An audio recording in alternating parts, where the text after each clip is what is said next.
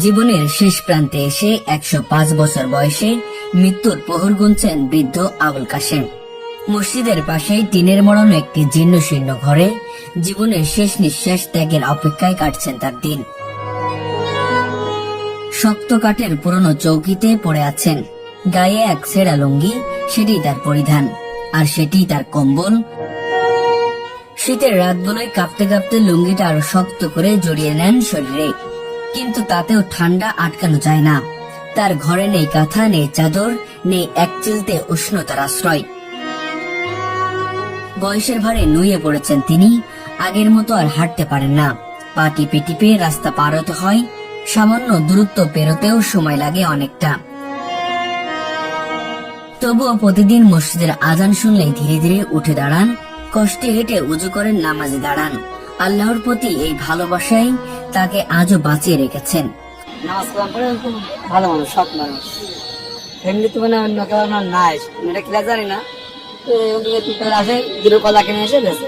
তার ছোট্ট ঘরটি চারিদিকে মরিচে ধরা টিন, ফুটো ছাউনি দিয়ে বৃষ্টি নামলেই ভরে যায় পানি।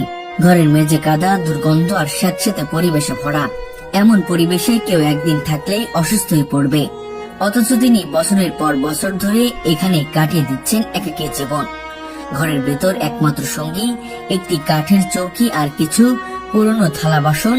রাতের নিস্তব্ধতার বাইরে বাতাসের আওয়াজই যেন তার একমাত্র কথা বলার বন্ধু। ওই মুরব্বী তো দীর্ঘদিন ধরে এখানে যাওয়া আসা করে। আসলে উনি আধ্যাত্মিক মানুষ বলে আমাকে মনে হয়। উনি চলাফেরা করে, কার সাথে কোনো কথাবার্তা বলে না, কাউ কিছু চাইও না।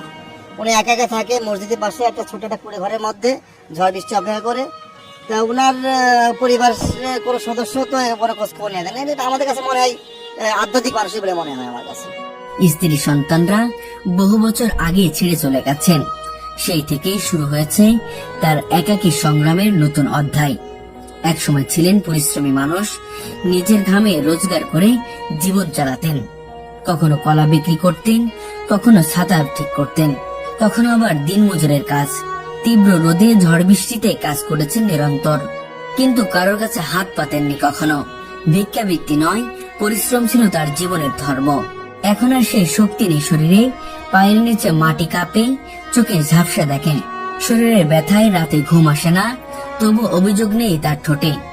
এখানে আমরা তো 15-20 বছর ধরে দেখছি। আমরা বাজারে যতদিন আছি, আমি 20 বছর ধরেই দেখছি এখানে। তিনি এইভাবে পথ চলে হিসাবে চিনি, আসে যায় এভাবে বেড়ায়।